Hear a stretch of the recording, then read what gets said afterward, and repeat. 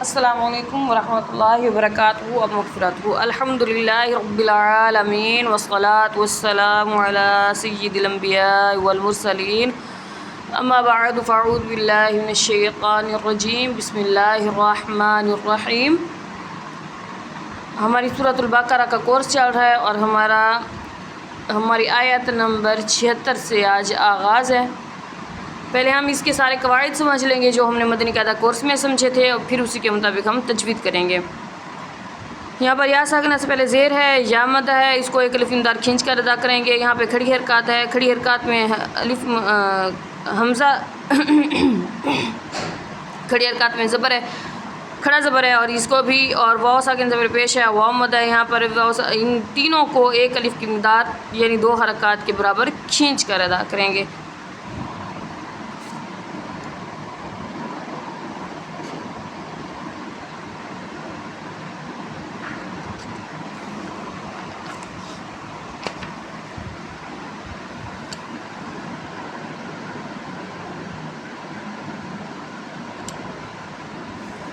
یہاں پر الف سے پہلے زبر ہے، الف مد ہے، اور الف سے پہلے پور حرف ہے، اس لیے الف کو پور پڑھیں گے۔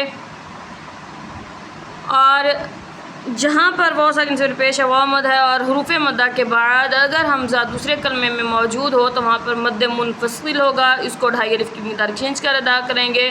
اور یہاں پر نون مشدد ہے، نون مشدد کو ہمیشہ غنہ ہوتا ہے، اس لیے یہاں پہ غنہ کریں گے، یعنی ناک میں لے جا کر پڑھیں گے۔ اور الف سے پہلے زبر ہے، الف مد اور الف سے پہلے باریک حرف ہے، اس لیے ہم الف کو باریک پڑھیں گے۔ اور یہاں پر جب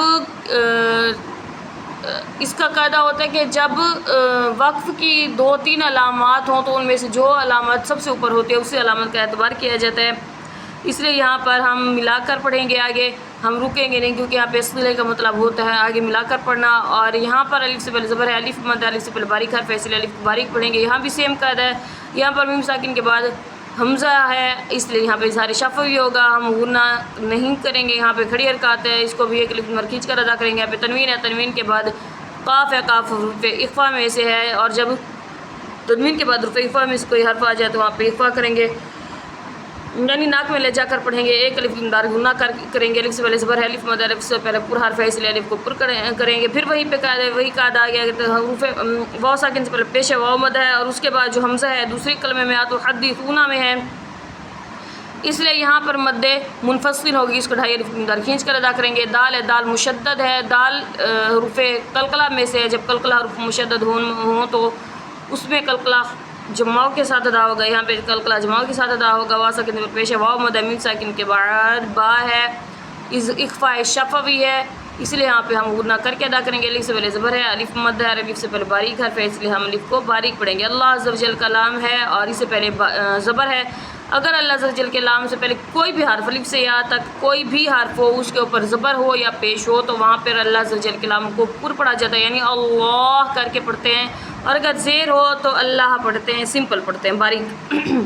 یا ساکنہ سے پہلے زبر ہے، یا لین ہے، اس کو بغیر کھینچے بغیر جھٹکا دیے پڑھیں گے۔ میم ساکن کے بعد لام ہے، یہاں پہ اظہار شفوی ہے، اس میں غنہ نہیں کریں گے۔ الف سے پہلے زبر ہے، الف مد ہے، اور الف سے پہلے باریک حرف ہے، اس لیے ہم الف کو باریک پڑھیں گے۔ اور الف مدہ کے بعد جو سکون ہے وہ اصلی ہے، اس لیے یہاں پر مد لازم ہوگی، ہم اس کو 3 الف کی مقدار کھینچ کر ادا کریں گے۔ واو ساکن پر پیش ہے، واو مد ہے، اس کو بھی 1 الف کی مقدار کھینچ کر ادا کریں گے۔ میم ساکن کے بعد با ہے، یہاں پہ اخفا شفوی ہوگا، غنہ کر کے ادا کریں گے۔ کھڑی حرکات ہے، نون ساکن کے بعد دال ہے، یہاں پہ دال حروف قلقلہ اخفا میں سے، اس لیے یہاں پہ اخفا ہوگا۔ با ہے، با حروف قلقلہ میں سے، اور قلقلہ حروف مشدد ہے، کتب الجدن میں سے، اور مشدد ہے، اس لیے اس میں قلقلہ جماؤ کے ساتھ ادا ہوگا۔ میم ساکن ہے، اور یہاں پر طا ہے، وقف مطلق کی علامت ہے، اس لیے ہم یہاں پہ رکیں گے، ہم وقف کریں گے، یعنی آواز بھی روک دیں گے اور سانس بھی توڑ دیں گے۔ الف سے پہلے زبر ہے، الف مد ہے، الف سے پہلے باریک حرف ہے، اس لیے الف کو باریک پڑھیں گے۔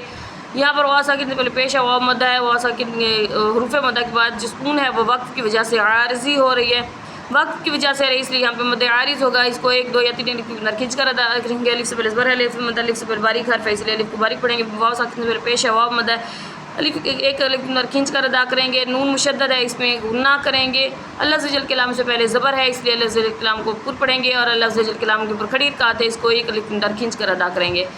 میم الف سے پہلے زبر ہے، الف سے پہلے زبر ہے، الف مد ہے، اور الف سے پہلے باریک حرف ہے، اس لیے الف کو باریک پڑھیں گے۔ اور یہاں پہ را کو پور پڑھیں گے، واو ساکن سے پہلے پیش ہے واو مدہ ہے، اس کو ایک الف اندر کھینچ کر ادا کریں گے۔ الف سے پہلے زبر ہے، الف مدہ ہے، الف سے باریک حرف ہے، الف کو باریک پڑھیں گے، واو ساکن سے پہلے پیش ہے واو مدہ ہے، اور حروف مدہ کے بعد جو سکون ہے وہ وقت کی وجہ سے عارضی ہو رہی ہے، اس لیے وقت کی وجہ سے ہو رہی ہے، اس لیے یہاں پہ مد عارض ہوگی۔ نون ساکن کے بعد ہا ہے، حرف حلقی میں سے ہے، اس لیے یہاں پر اظہار ہوگا، غنہ نہیں کریں گے۔ میم ساکن کے بعد حمزہ ہے، یہاں پہ اظہار شفوی ہے، اس لیے یہاں بھی غنہ نہیں کریں گے۔ میم مشدد ہے، میم مشدد میں ہمیشہ غنہ ہوگا، اس لیے غنہ کریں گے۔ واو ساکن سے پہلے پیش ہے واو مدہ ہے، اور یہاں پر الف سے پہلے زبر ہے، الف مدہ، واو ساکن سے پہلے پیش ہے واو مدہ ہے۔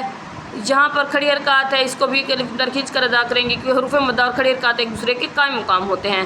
الف سے پہلے زبر ہے، الف مدہ، الف سے پہلے باریک حرف ہے، اس لیے الف کو باریک پڑھیں گے، اور الف مدہ کے بعد جو حمزہ ہے مانیہ میں، یعنی یہ والا کلمہ علیحدہ ہے، الا والا کلمہ علیحدہ ہے، اس لیے یہاں پر مد منفصل ہوگی، کیونکہ حروف مدہ کے بعد الف مدہ، واو مدہ یا مدہ یا کھڑی حرکات، کیونکہ ایک دوسرے قائم مقام ہوتے ہیں۔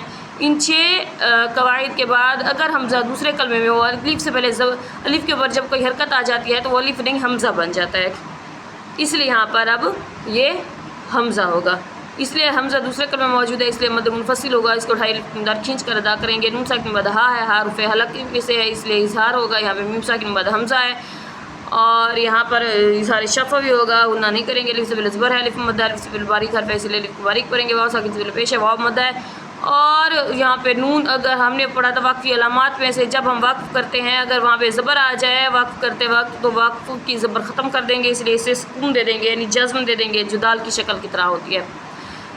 اور جہاں پر حروف مدہ کے بعد سکون ہے جو وہ وقف کی وجہ سے ہو رہی ہے، اس لیے یہاں پہ مد عارض ہوگا، یعنی یہاں مد عارض لیکن عارض سکون ہو گیا ہے، اس لیے آئیے تو اب ہم اس کی تجوید کرتے ہیں۔ اور پیچھے ہم نے پڑھ لیا تھا 2-3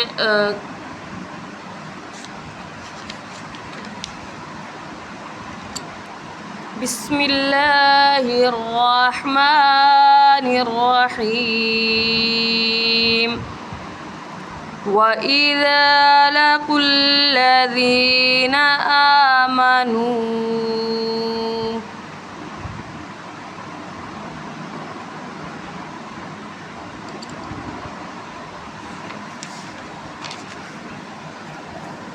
قَالُوا آمَنَّا وَإِذَا خَلَا بَعْضُهُمْ إِلَى بَعْضٍ قَالُوا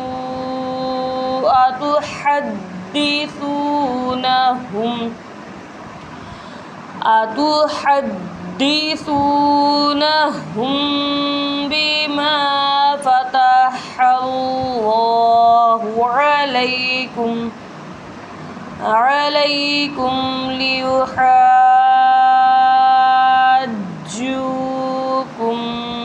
به عند ربكم أفلا تعقلون أولا يعلمون أن الله يعلم ما يسرون وما يعلنون ومنهم أميون لا يعلمون الكتاب إلا أماني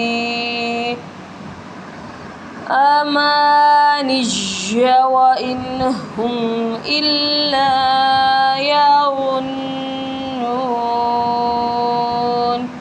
صدق الله العظيم۔